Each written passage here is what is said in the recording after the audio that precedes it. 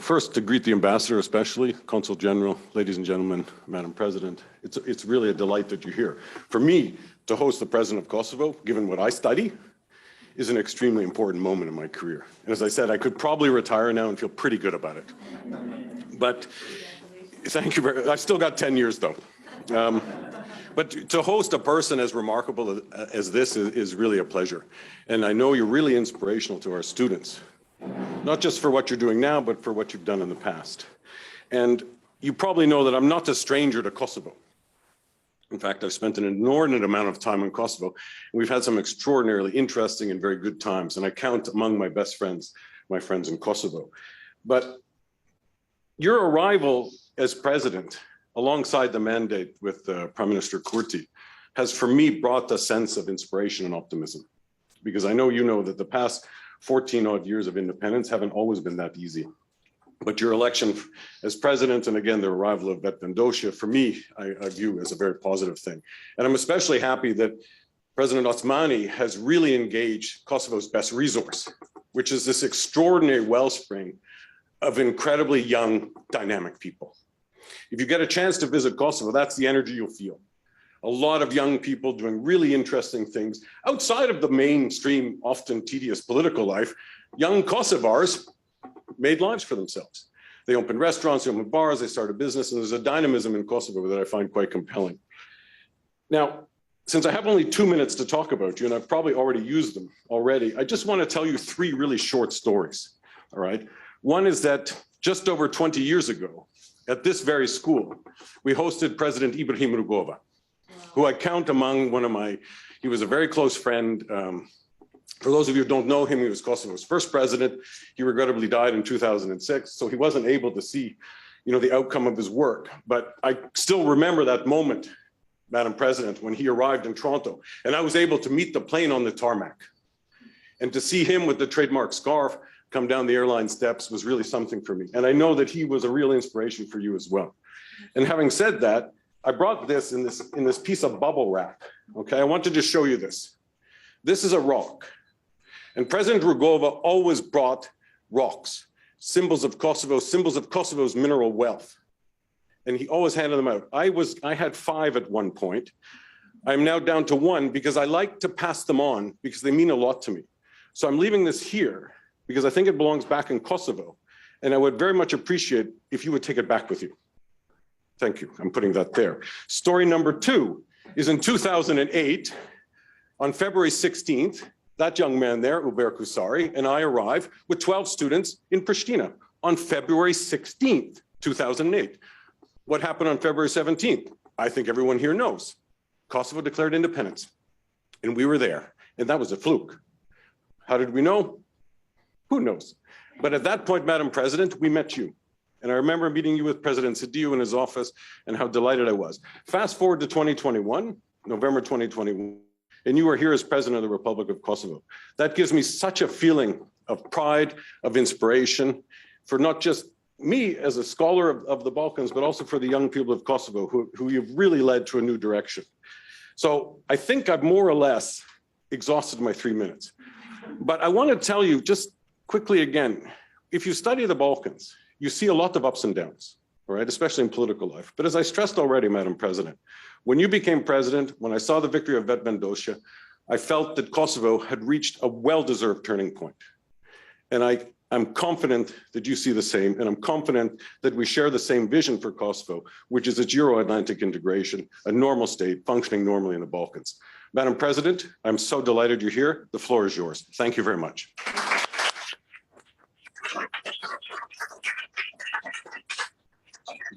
Thank you so much. Thank you.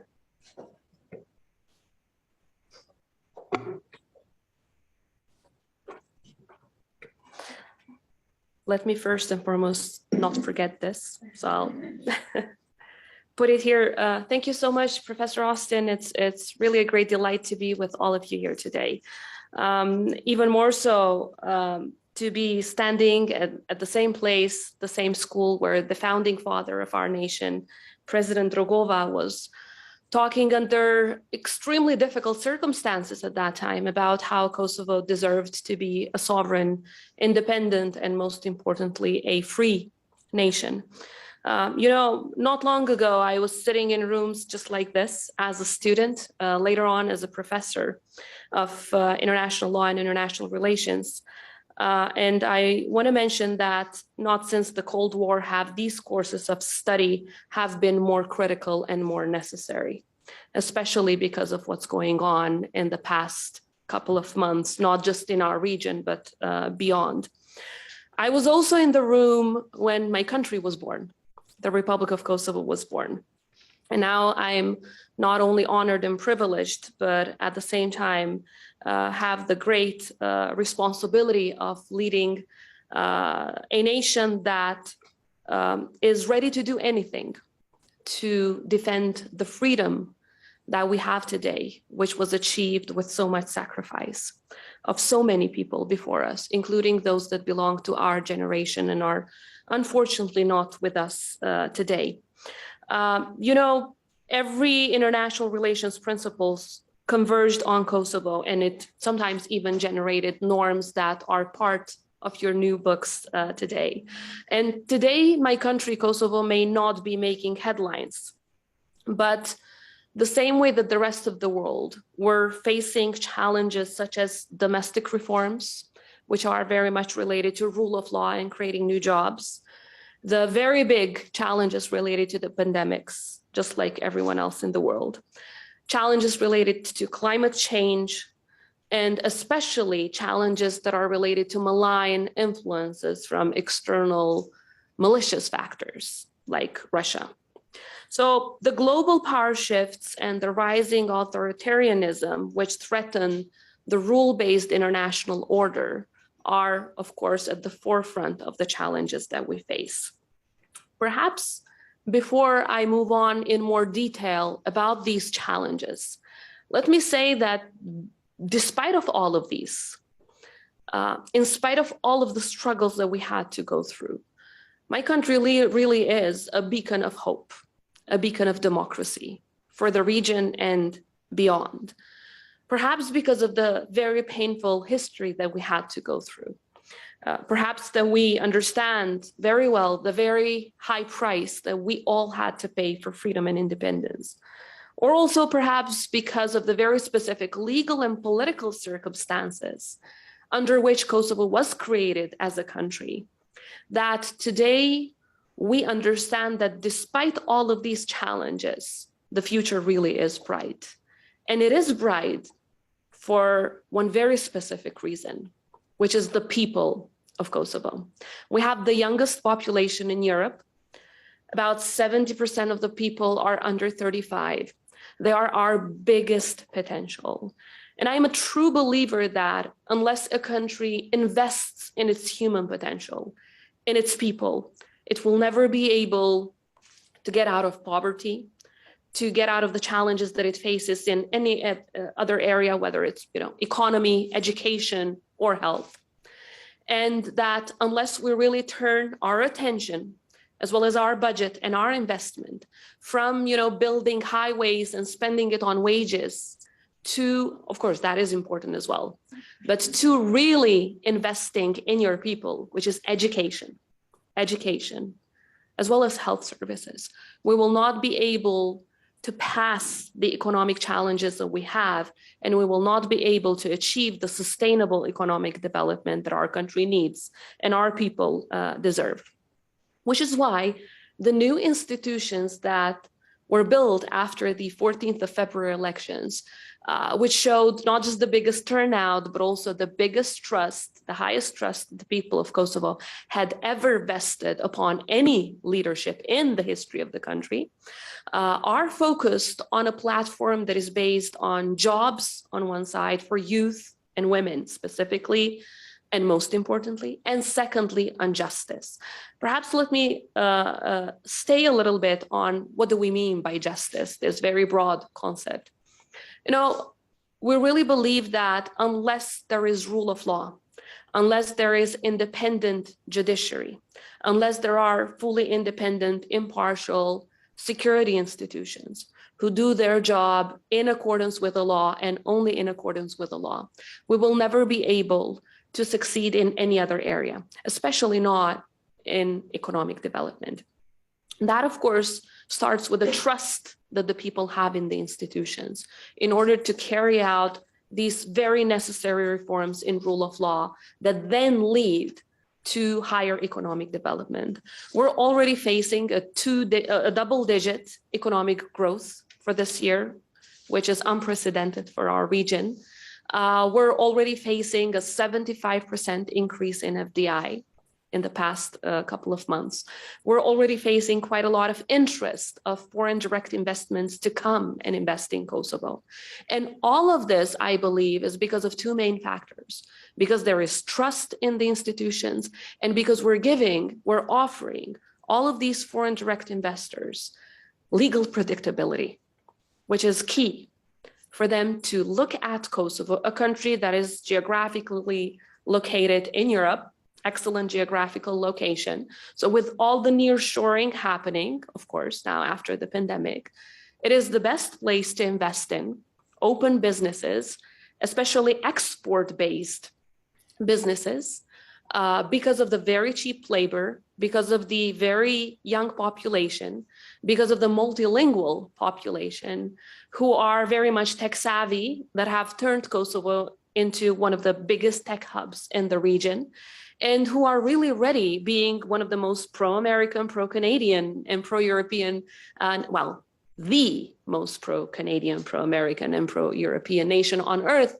really ready to welcome these businesses and work together in order to succeed, which would be in the benefit of both the foreign investor on one side, as well as our country in the other side.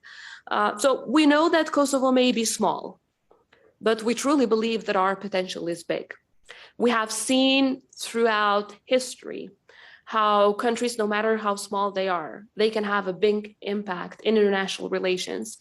And they can also have a big impact on the example that they set, on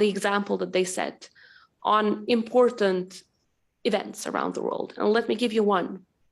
When the world was faced recently with the Afghanistan crisis after the fall of Kabul, Kosovo was the very first nation on earth to say that we will be admitting Afghan refugees in Kosovo until they find a permanent home. We partnered with the United States, first and foremost, to make sure that those who had applied for US visas until their procedures are done can stay in Kosovo. And secondly, we've partnered with NATO to make sure that those who were considered as NATO allies and their lives were now endangered if they stayed in Afghanistan can also come to Kosovo. The process has been going without any difficulty or fault. And we've done it for two main reasons. One, because we were refugees ourselves. We know what it feels like. We know what it is to have these doors open when you are forced to flee, because no one really chooses to be a refugee, but any one of us can become one. Any one of us. If someone really thinks that these kind of international crises just, skip someone or some specific place, unfortunately, we would be wrong. Because perhaps if you had asked people, many decades ago, whether they would foresee what happened in Syria or whether they would foresee what just happened in Afghanistan, probably most would say no. But the horrendous scenes that we're seeing are telling us that, unfortunately, sometimes lessons learned are also lessons forgotten. But for us in Kosovo, it is important that the words "never forget" have never been just a slogan. They've meant everything to us. So if we get a chance to help out, to lend a helping hand to those in need, to those who have been expelled from their homes, separated from their loved ones, forced to leave the house where they were born and raised, if there's one nation that will help, no matter how small we are, that will be us. Because today we're alive, we're sovereign, independent, and thriving, obviously with lots of hurdles on the way. It is because we had friends by our side. It is because we had friends like Canada, who opened doors to around 8,000 Kosovo refugees, who are now thriving all around, Canada, and other friends around the world, all the way to New Zealand, that were there for us. And not just back in 1999, when the war was going on, but also afterwards, in the dark days, in the bright days, every single step that we made. We had friends like you. We had friends like Professor Austin, who made sure that they were our voice when we had no voice, who made sure that the voice of the people of Kosovo was heard in every table, in the parliaments around the world. And that really opened doors for us. And when you're heard and you have that chance to tell the truth about what's going on in your country, and when you really cherish these friendships, then miracles can happen, like they did in the Republic of Kosovo, my country. So the second reason why we did what we did with Afghanistan was because we truly believe that there is power in partnerships. Our power truly lies in the friendships and the partnerships that we create around the world. None of us will be able to be successful, no matter how big or small, in the challenges that I mentioned, from the pandemic to climate change, unless we really work together. No country can be skipped from these unfortunate disasters. And while these may be, of course, very much also related to the actions of mankind, but at the same time, it is shown that unless we work together, we will not be able to challenge either future pandemics or future risks to international orders and security, which is one of the challenges that our region is currently facing big time. So that brings me to perhaps the final point in this introduction, because I really prefer to interact and answer questions rather than just having me talking and you listening.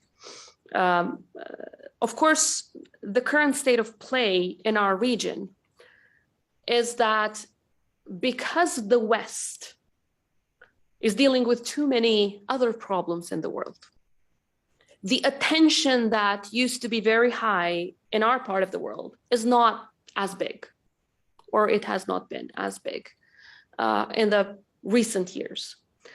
There are actors who use that opportunity, like Russia and China. So Russia has been increasing its malign influence, which, as I always say, turns into malicious influence because it ends up with people being killed. Now, let me mention a couple of examples how this has been done. Obviously, by militarizing parts of our region and by using Serbia as their trampoline of destabilizing the region and increasing the influence in the Western Balkans, which is part of the European continent.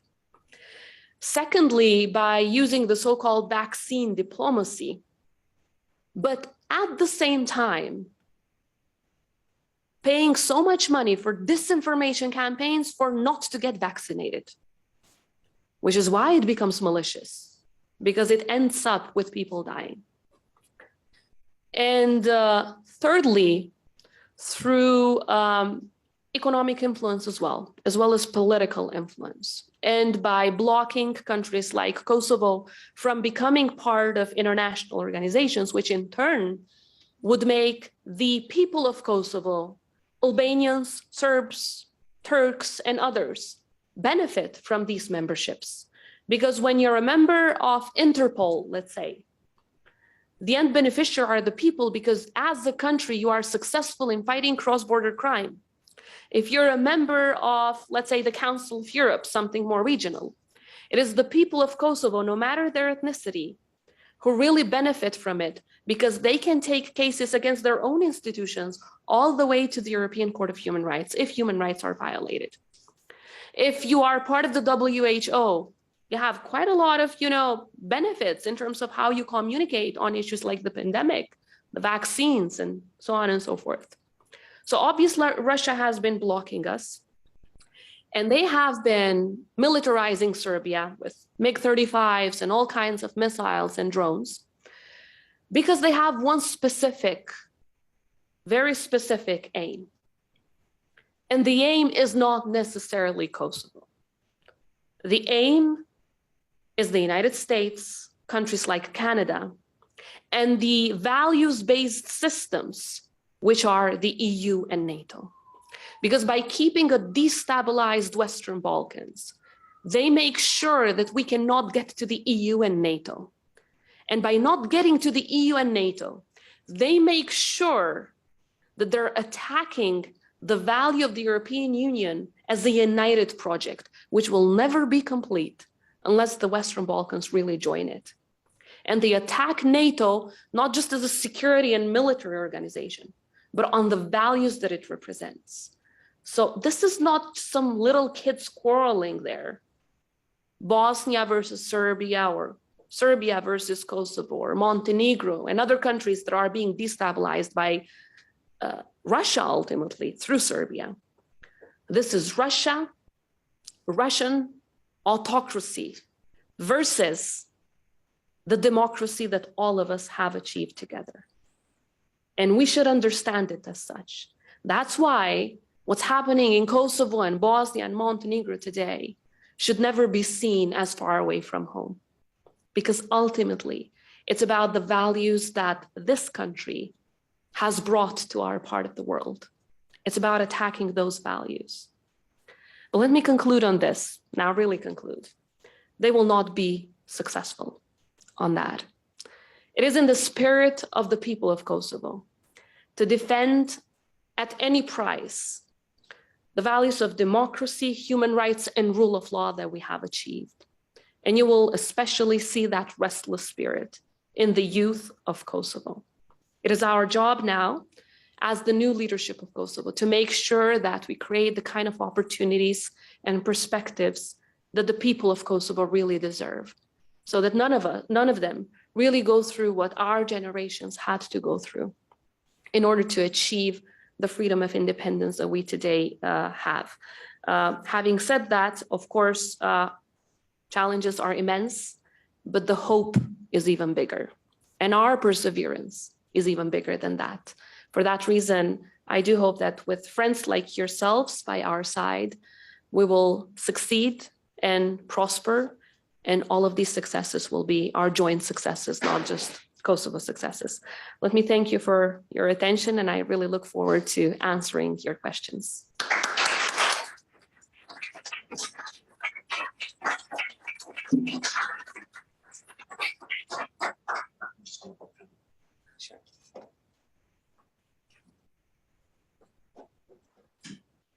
Wow, that was an amazing speech. And once again, inspiration.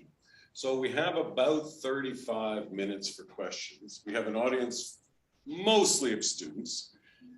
And now is your chance. We also have a webinar audience. There's that word again. It's one of these words I just really wish didn't exist. That and synchronous and asynchronous. Also words I'm banishing. So students get a bit nervous, Madam President, when there's a president. So I also promised them a couple of photo ops after, if that's okay. Absolutely. So I've taught at universities for quite some time. I've spent more time with students than in politics. So please, no nervousness whatsoever. Yes. Feel free to ask any question you want. I'm going to go with Sir Graham Watson, who's not a student, but he's a dear friend. And I mentioned he's just stepped down as a member of the European Parliament, as a very decorated politician, historian, and liberal activist. And then it'll go to you, Masih, in the back there. Okay, so Sir Graham, please, the floor is yours. Thank you, Robert, and President. Thank you for your presence here and for your words of wisdom. Might I ask you about your people? You have been part of many empires over history: Roman, Bulgarian, Ottoman, Serb, Austro-Hungarian, Yugoslav, and so on. Do your people feel that coming into the orbit of the empire, which is the European Union, that they are being offered greater hope and greater opportunities than they have in the past? And if not, what can you do to instill in them that sense of hope? Thank you. it is not just my belief, but something that has been confirmed in recent polls as well. The trust of the people of Kosovo in what is a European Union future is higher than in any other country in the region, higher than in any other aspiring member of the European Union. Obviously, there is some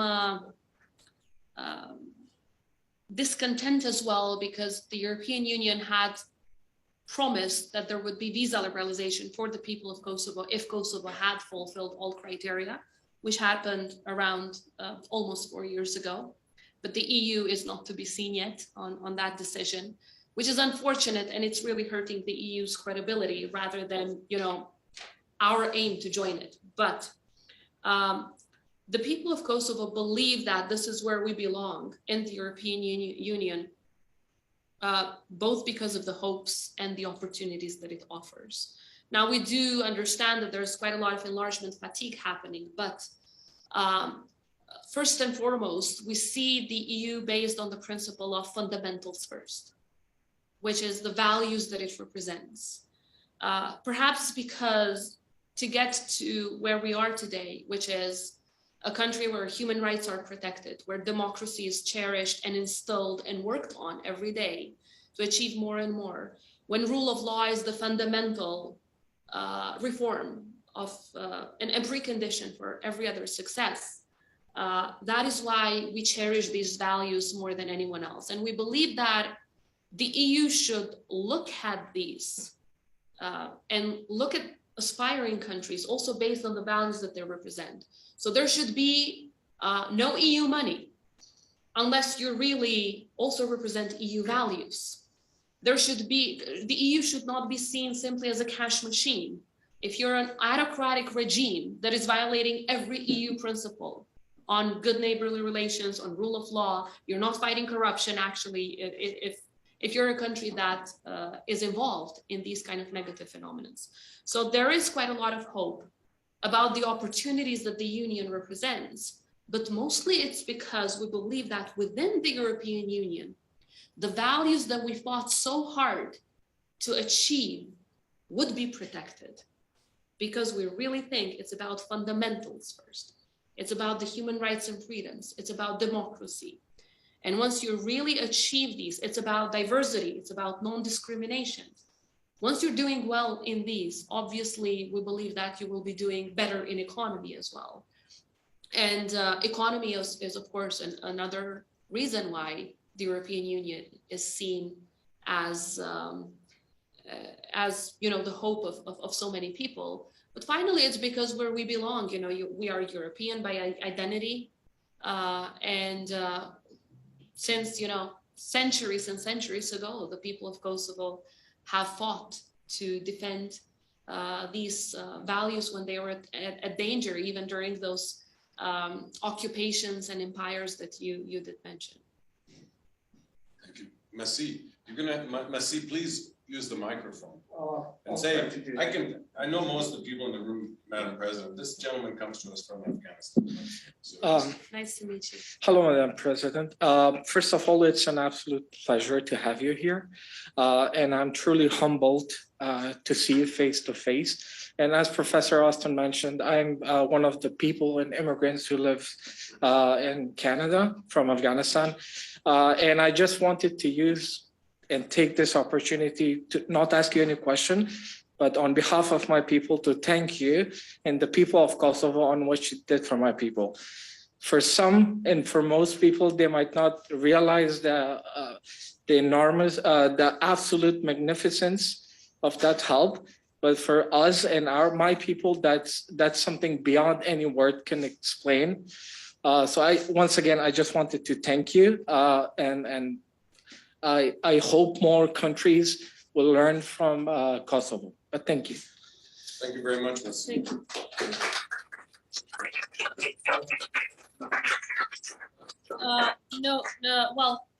First of all, I wish you, your family, and all the people of Afghanistan all the very best. As I said, no one can understand what everyone in Afghanistan is going through better than us, because the political circumstances might be entirely different, but it's the human suffering that it's the same. It's the human suffering that we absolutely understand. I recently visited the families from Afghanistan that are staying in Kosovo, and obviously we welcomed them a couple of times, but there was one thing that all of these families and their kids were saying. They said, we never expected to feel so welcome. And the point is, we wanted to make sure that happens because the experience that one faces as a refugee shapes you for the rest of your life. You know, I was a refugee myself. And after being an internally displaced person for quite some time within Kosovo, we finally managed to leave during the war in May 1999 to Montenegro, which is a neighboring country. We were put in a camp where there was nothing else except for the tent, actually. But it felt like the most beautiful place on earth because you were safe, because you didn't have a machine gun on your head, because you knew that no one's coming to kill you there. So I want to say again that we really understand, and I just hope more and more people around the world would. And I hope that, you know, we will all see very soon the moment when all the people of Afghanistan will feel free, at peace, and they will be able to prosper and thrive within their country. Thank you. Wonderful. Would you like to come to and then the woman at the back? I don't recognize you because you're far away, but then you'll be next, okay? And I have some questions from Zoom land too, but we'll leave them outside for a bit. Zoom land. Morgan, please. Good morning, Madam President. It's an honor to meet you today. So you talk about the education, especially like of the youth, but also of women. And I was wondering, like in the EU progress reports on Kosovo of 2020, they said that they didn't see much of improvement for education. So I was wondering what you were doing exactly for that. And also how the pandemics kind of maybe disrupted what you had in terms of policies, but also investment for education. Yes, well, 2020 has been a tough year because obviously because of the pandemic, but also because Kosovo changed government. So the first 6 months were of a different government, and the second 6 months were of our institutions. Obviously because, well, there was a complexity after this previous government was taking power. The Constitutional Court decided that it was not in line with Constitution. So in those circumstances, not very much was done to push forward reforms. Furthermore, once the new government, our institutions were elected, the entire focus was on the pandemic because we found the institutions with 0 vaccines. We were the last country in Europe to start vaccination, and now we're the leading champion in the region in terms of the vaccination percentage and how the process is going. Also, I believe it is because not, of course, only part of the reforms that were undertaken were in the progress report because they only cover certain periods. So but then by the time it is published, it doesn't necessarily include, let's say, the last 3 months. In these 6-7 months that we've been governing, the reforms in the area of rule of law are immense. And at the same time, you know, the economic numbers that I'm mentioning are from World Bank reports. They're not just ours. They have been confirmed by the World Bank as well. So economically, I think, you know, we have reasons to be hopeful, but it's very much linked to, as I said, one, trust in the institutions, and secondly, rule of law and the legal predictability that you offer to businesses, whether they're local or international. The more that happens, the more the employment opportunities will increase. When it comes to women's rights, let me perhaps start with the more negative to go to the positive developments.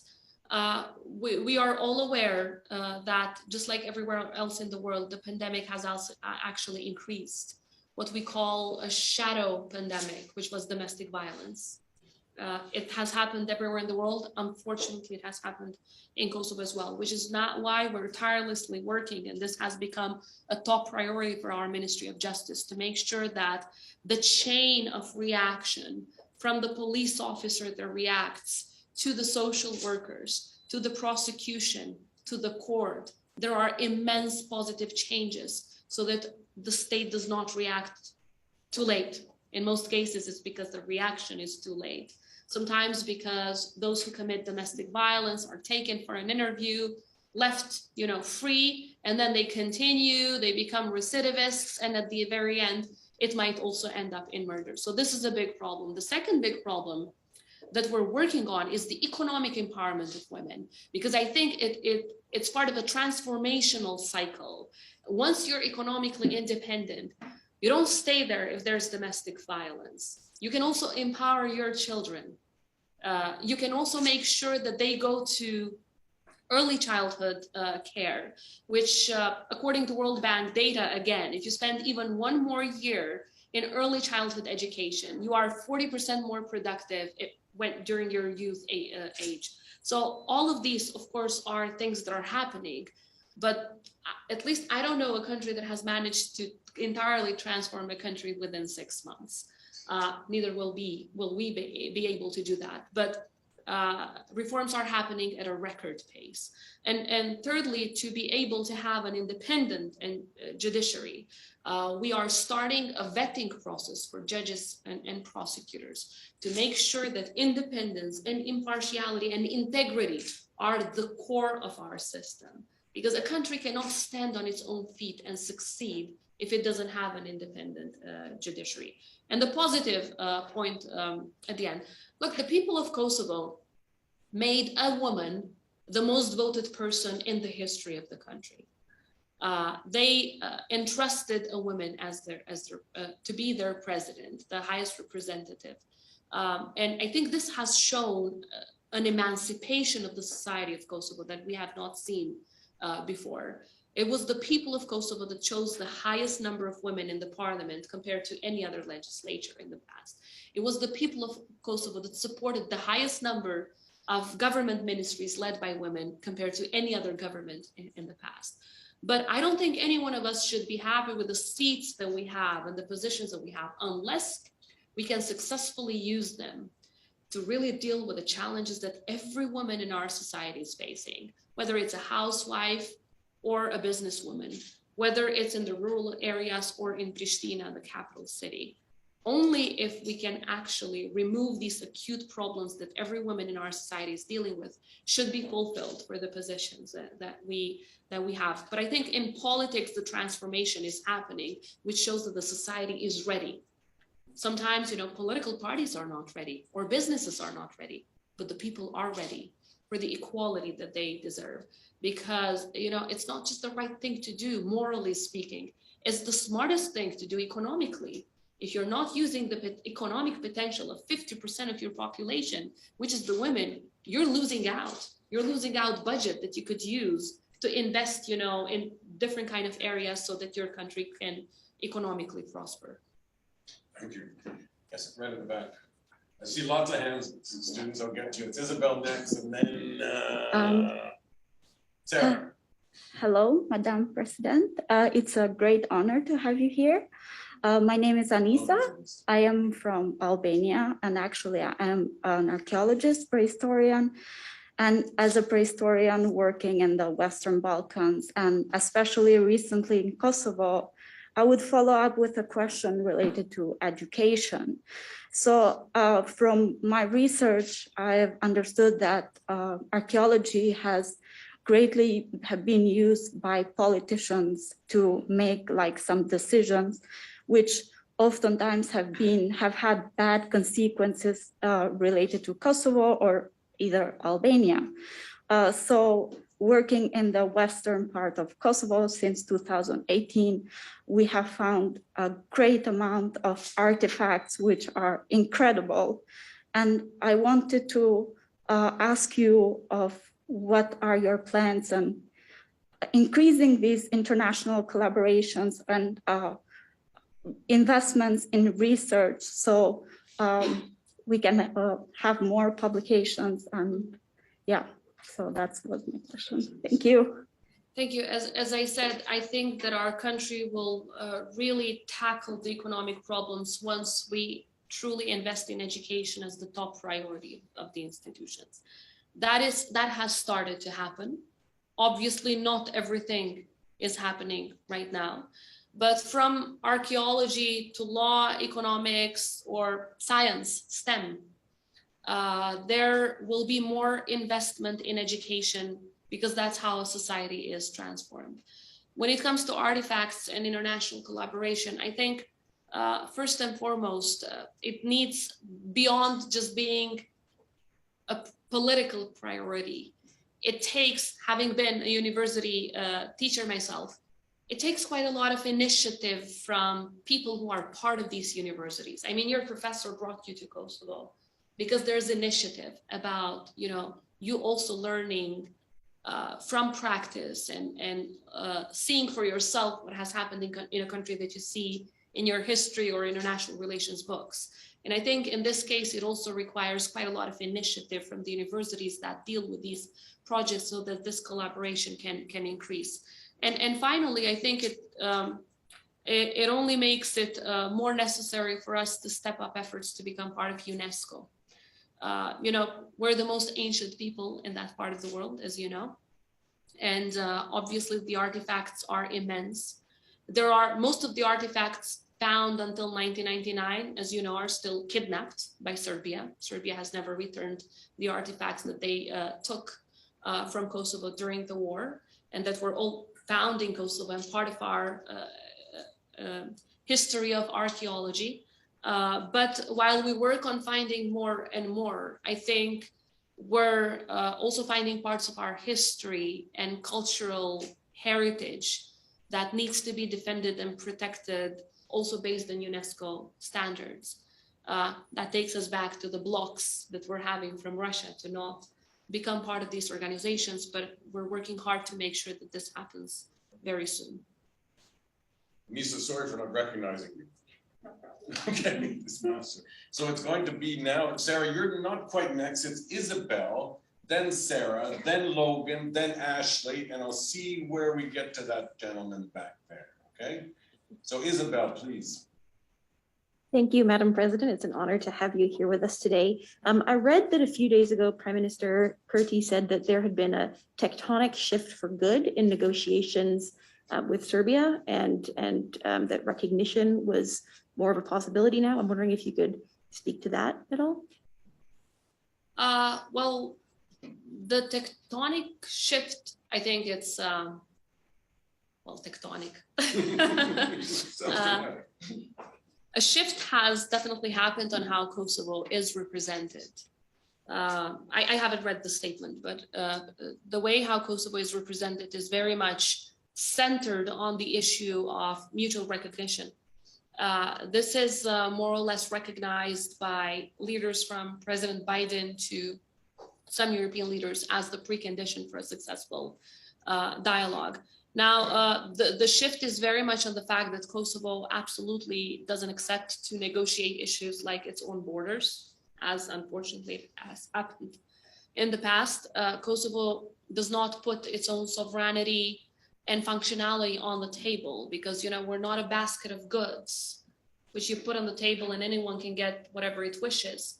Because if we use that tactic at the end, no functional state will be left.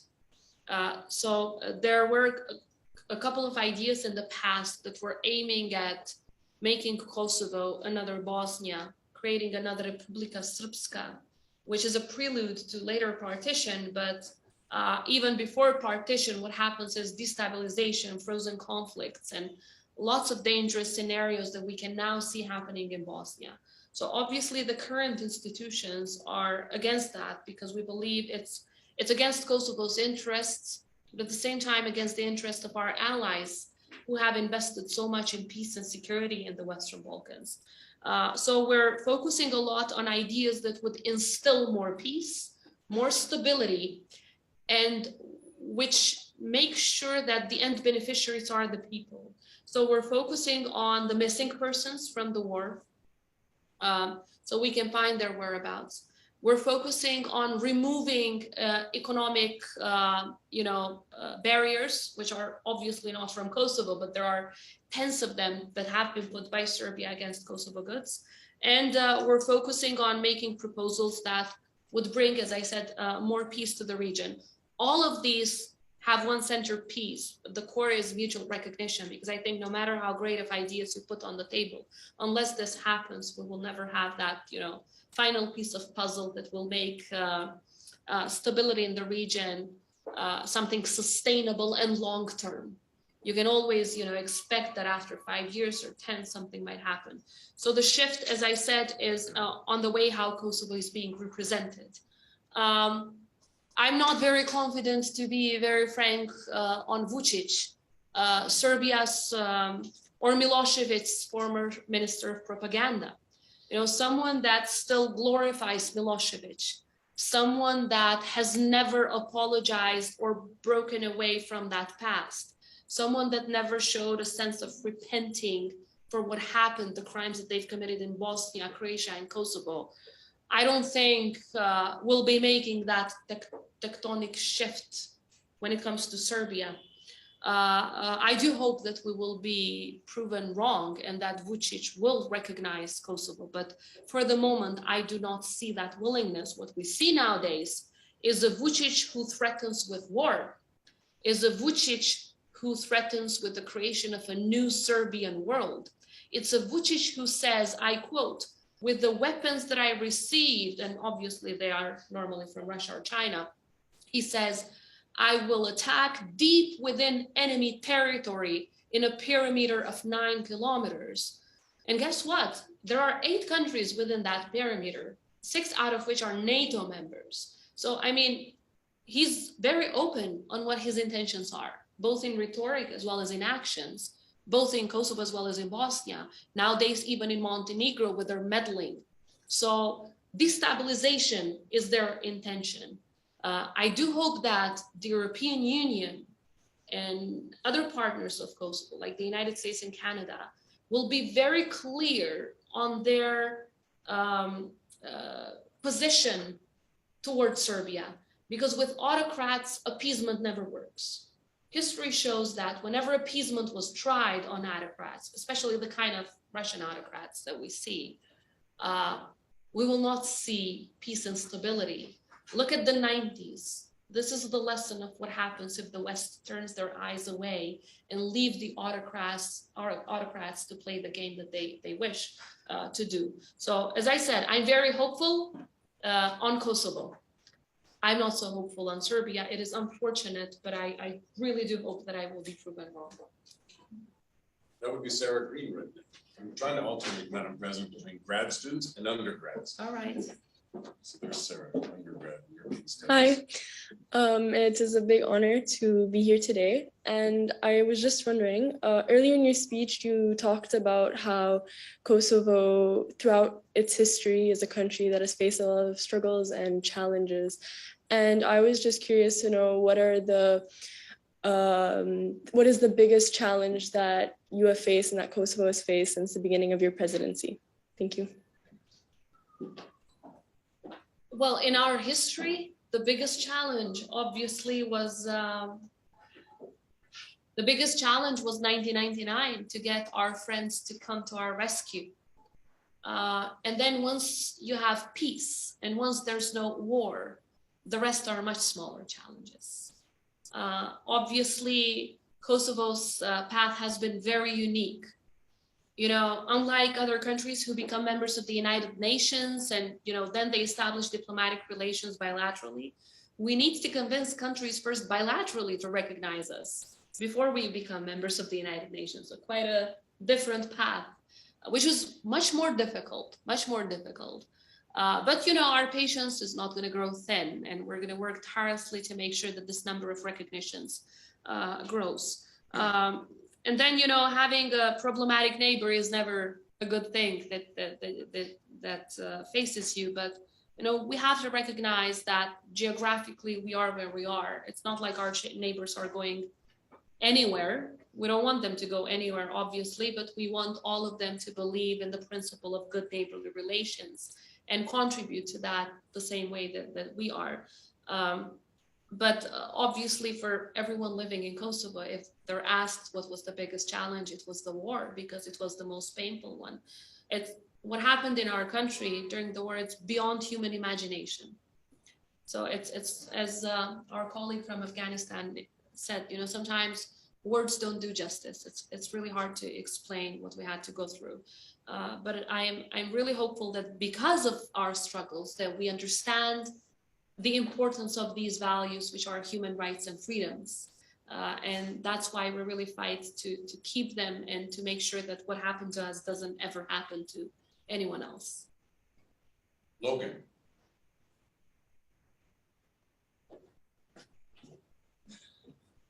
Yeah, I just wanted to thank you first for coming here, Madam President. It's a real honor for all of us. In Europe, especially recently with Poland and Hungary, we see that the big fight right now in terms of the rule of law is fundamentally, I think, based in LGBT rights. So I've heard that there was a civil partnership law that was being drafted in Kosovo, and I was just wondering, what's the status of LGBT rights in Kosovo? And because, the European courts have said, recognition of same-sex relationships, whether it's a civil partnership or hopefully a marriage in the future, I just wanted to know, where is Kosovo right now and where do you see Kosovo heading in the future? Well, in terms of the constitutional rights that are provided, Kosovo has one of the most modern and human rights-based constitutions, I would say not just in the region, but probably in Europe. That also includes the principle of non-discrimination, Article 24 of the Constitution. I had the great luck of participating in drafting parts of that Constitution, which says no one can be discriminated on any ground, including grounds of sexual orientation. That is the basic principle that in the Constitution. And then every single piece of legislation subordinates to the Constitution. And then there's an article on marriage, but it's very general. Everyone has the right to marry, full stop. The law is still in process. It's within the Ministry of Justice. I suppose it may come because it's part of the legislative agenda. So it may come in the next couple of months. That does not mean, however, that what's on paper necessarily is always implemented in practice, and it is unfortunate. But we're working hard on that, and Kosovo is perhaps one of the very few countries in that part of the world where the parade is organized every single year without any problem or incident whatsoever. Never has it happened. But I think we should all do more to make sure that what's in the Constitution really happens in real life for everyone, no matter their gender, their sexual orientation, their ethnicity, their political belief, or others. Because as I said at the beginning, the foundations of our country have been built on the basic principle that everyone should be equal and free. And I think that is the most important part for our country. That is what we should really protect and preserve at any cost. The law, I guess it's should be coming soon, but I can't give you an exact date right now. I should be asking the Ministry of Justice. They have these, technical data. Ashley.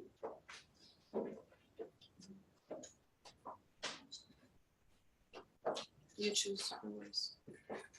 Thank you, President, for joining us here today. I really appreciate your presence, and it's been wonderful to hear you speak. My question is regarding sexual trauma survivors from the Kosovo War. I know your administration has already done quite a bit of very important and very empowering work for survivors, and I'm hoping that you can elaborate a little bit on what you've done and what you hope to do in the near future. Thank you for this extremely important question. Around 20,000 women were raped in Kosovo by the Serbian regime as a tool of war, which is a great portion of our population. And unfortunately, this was not the only crime that was committed against them. There was quite a lot of stigma in the society after the war. And it's been years that we've been fighting that stigma. And I think that finally we've been successful, not just in implementing legislation and executive action in terms of giving the survivors of sexual violence during the war the necessary institutional and financial support that they need, but at the same time making sure that they get the respect that they deserve.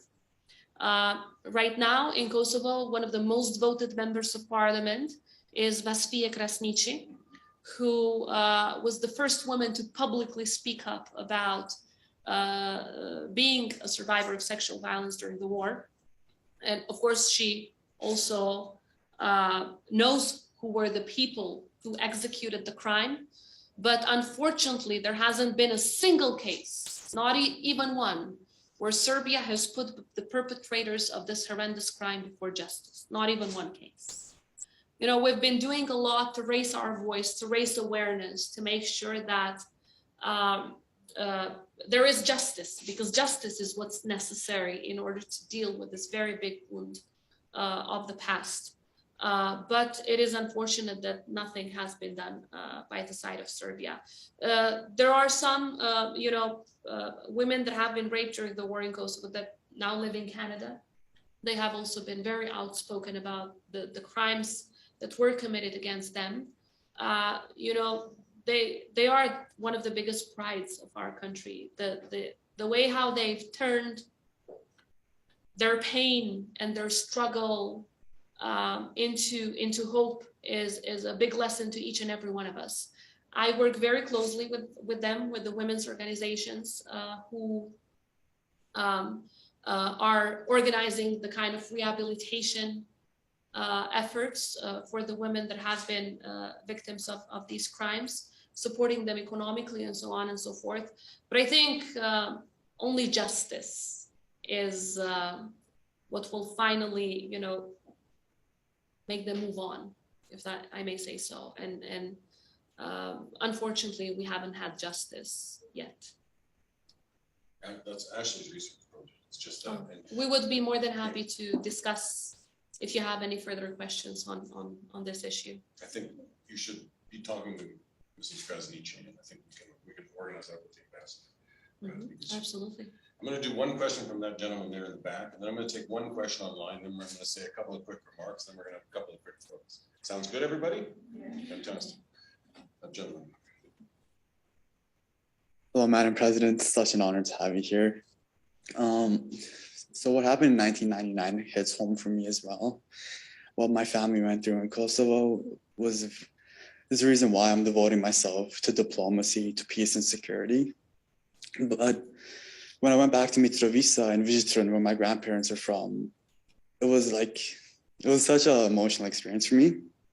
And when I was in Mitrovica, here's my question is when I was in Mitrovica, I went across this government building, and it said the government of Mitrovica, but it was in 3 different languages: Albanian, Serbian, and Turkish. So I was wondering if you can kind of talk about these minority rights and where you see these minorities within Kosovo in the future. And one more question I have is the UNMIC, the UN mission in Kosovo, and how you see them kind of taking a step back out of Kosovo so Kosovo can kind of express their sovereignty and act independently from the United Nations. I come from Mitrovica too, so it is a multi-ethnic city. I think multi-ethnicity is one of our biggest values that we really cherish. What is extremely important is that what has been really invested on in the past 20 years, which is to integrate people so that they can work together, no matter their ethnicity, religion, or cultural background, should not now be lost with our ideas that are coming forward from some diplomats that we should choose segregation and separation on ethnic lines rather than living together. Kosovo, again, has a constitution which gives ethnic minorities rights that you cannot see anywhere in Europe.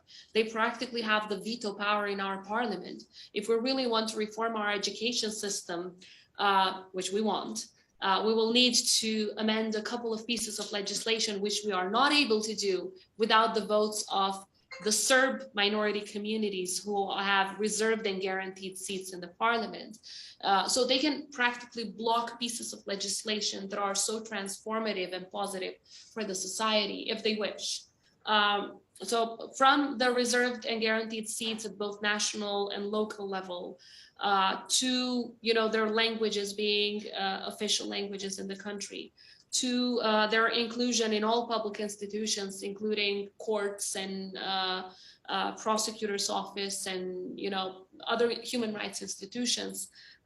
Kosovo has really offered, in terms of institutional life, something that no other country has. And always keeping in mind that multi-ethnicity is one of the fundamental principles based on which the country has been built, despite of the fact that over 93% of the people are Albanian and around 7% are other ethnic minorities, but that doesn't stop us from making sure that the human rights of all are respected. Now, there are still some challenges, but we've managed to bring down the number of inter-ethnic incidents to 0.03%, which I think is lower than most countries that I know. 0.03%, inter-ethnic, inter-religion, inter-anything. So the point is, of course, we are committed to bringing that down to zero, because that's what our people deserve. There are some challenges, but the main one is the fact that Serbia has created illegal parallel structures in the north of Mitrovica, through which they are intimidating the Serbs who live in the north and kind of keeping them hostage from integrating. And they've made this kind of a rule of law issue. It's not an inter-ethnic problem anymore. It's a rule of law problem, because if gangs that are supported and financed by Serbia continue to spread hate speech and threat civilians simply because they want to work with the institutions of Kosovo, simply because they want to have a free and equal life within Kosovo and integrate in the Kosovo society, obviously the problem becomes one of rule of law as well. And that's why we're working tirelessly to fight these gangs. And the fight now is multi-ethnic, because police officers, Albanian and Serbs together, they fight crime. Judges, prosecutors, Albanian and Serbs together, they fight that kind of crime. It's still perhaps too early to be too optimistic, but I do have a dose of optimism that we will be successful if we continue like this, because there should be no negotiation with criminals. And we should really be decisive on this one, because that's how we will make sure that the process of integrating all minority communities within all areas of society is going to be successful. Thank you. I think on that note, ladies and gentlemen, I'll just make a couple of concluding remarks and then we'll have a few photos. But I just want to reflect on a couple of things that you mentioned. In 1999, I was in Fukus. And so we did an enormous project with the US government to talk to refugees. As I mentioned, Uber Kusari, that young man there, and I started this annual pilgrimage with students to Kosovo. I can't even remember how many times we went, but we had an enormously important, and as you said, experiential learning for students is really the key. And I want to put that out there because I know your commitment to university education and the commitment of the Munk School as well is we welcome students here too. We'll continue to visit Kosovo. But what I want to say about your remarks is that we stopped traveling to Kosovo because the conversation started to become under the old elite, let's say, including UNMIC, including EULEX, started to feel a bit circular, that the conversation had taken on a repetitive nature, Madam President.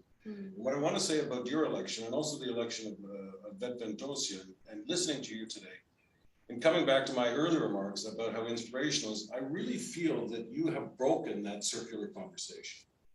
And I think that's a major, to come to tectonic shifts, Madam President, that's a tectonic shift because everybody was talking the same talk. EULEX, UNMIC, the local elite. You know, I could leave that conversation and come back 5 years later. And the conversation would more or less be the same. So what you told us today, mostly students, really gave me the feeling of optimism and empowerment that I think is resonating not just in this room, but with the young people of Kosovo. So I do believe we're at a turning point, and you have our full support here at the Munk School of Global Affairs. So thank you so much for coming. You made my day, you made my week, you made my career. Thank you.